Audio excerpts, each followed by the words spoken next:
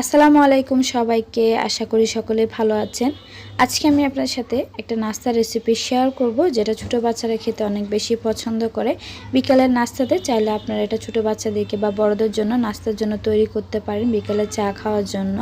তো এর জন্য আমি প্রথমে এখানে একটা ডিম নিয়ে নিয়েছি। অবশ্যই ডিমটা ফ্রিজ থেকে আগে বের করে রাখবেন, নর্মাল টেম্পারেচারে করে। তারপর ডিমটাকে এখানে আমি ফেটে নিয়েছি।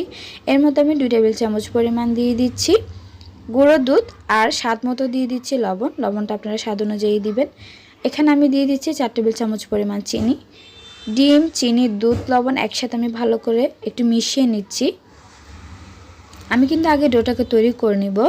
যে নাস্তাটা আমি আজকে আপনাদেরকে তৈরি করে দেখাবো, সেটার জন্য ডোটা তৈরি করব। ডোটা তৈরি করার আগে আমি ডিমের সাথে এই মিশ্রণগুলি মিশিয়ে নিলাম, যাতে করে ময়দার সাথে ভালো করে মিশ্রণটা মিশে যায়। অনেক সময় দেখা যায় চিনি ভালো করে ময়দার সাথে মিশে যায় না, এই জন্য আমি আগে ডিমের সাথে এগুলোকে মিশিয়ে নিয়েছি। তো এখানে আমি 1 কাপ পরিমাণ ময়দা নিয়ে নিয়েছি। আপনারা চাইলে ময়দার পরিবর্তে আটাটাও নিতে পারেন। যদি আপনাদের কাছে ময়দাটা না থাকে তাহলে সেটা স্কিপ করে আটা দিয়ে আপনারা কিন্তু এই নাস্তাটা তৈরি করে নিতে পারবেন। তা আমি কিন্তু অল্প অল্প মিশ্রণ দিয়ে ডোটাকে তৈরি করে নিচ্ছি। একসাথে কিন্তু মিশ্রণগুলো দিয়ে দিবেন না, আপনার ডোটার আন্দাজ বুঝে আপনি মিশ্রণটা মিশিয়ে নেবেন। তো এখানে আমি অল্প অল্প করে মিশ্রণটা দিয়ে একটা ডো তৈরি করে নেব, আর ডোটি কিন্তু সফট হবে। আমার আজকের নাস্তাটা বাচ্চারা অনেক বেশি পছন্দ করবে, বড়রা তো পছন্দ করবেই। তো আশা করব আমার পুরো ভিডিওটা আপনাদের কাছে ভালো লাগবে। তো এখন আমি এখানে একটা সফট একটা ডো তৈরি করে নিয়েছি, দেখতে পাচ্ছেন। এখানে কিন্তু কোনো এক্সট্রা পানি দেওয়ার প্রয়োজন নেই, শুধুমাত্র ডিমের মিশ্রণটা দিয়ে আপনার একটা ডো তৈরি করা হয়ে যাবে। তো আমি এখানে একটা সফট করে ডো তৈরি করে নিয়েছি, আর এটাকে আমি একটা সাইডে রেখে দিচ্ছি। এখন আমি এখান থেকে অর্ধেক পরিমাণ ডো নিয়ে আমি একটা বড় সাইজে করে রুটিটা বেলে নিব। রুটিটা বেলে নেওয়ার পর আমি এখানে একটা ক্যাপ দিয়ে আমি গোল গোল করে রুটিটাকে ক্যাপ দিয়ে এখানে গোল গোল করে আমি কেটে নিচ্ছি, দেখতে পাচ্ছেন।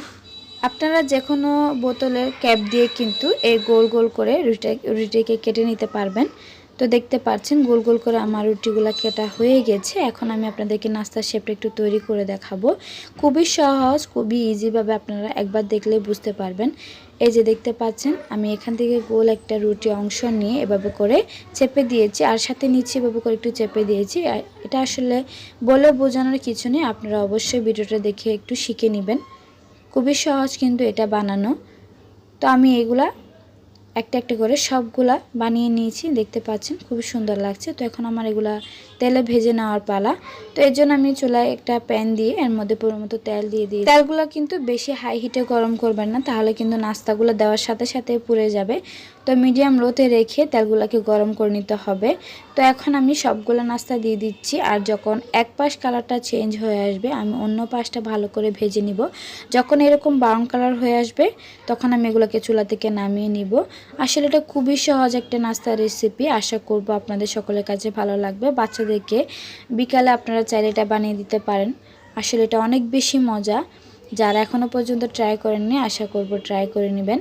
তো এখন আমার নাস্তাগুলো ভাজা হয়ে গেছে। আমি এখন একটা ঝাঁঝর দিয়ে এগুলাকে তেলগুলো ভালো করে ঝরিয়ে নিচ্ছি, আর একটা প্লেটের মধ্যে উঠিয়ে নিচ্ছি।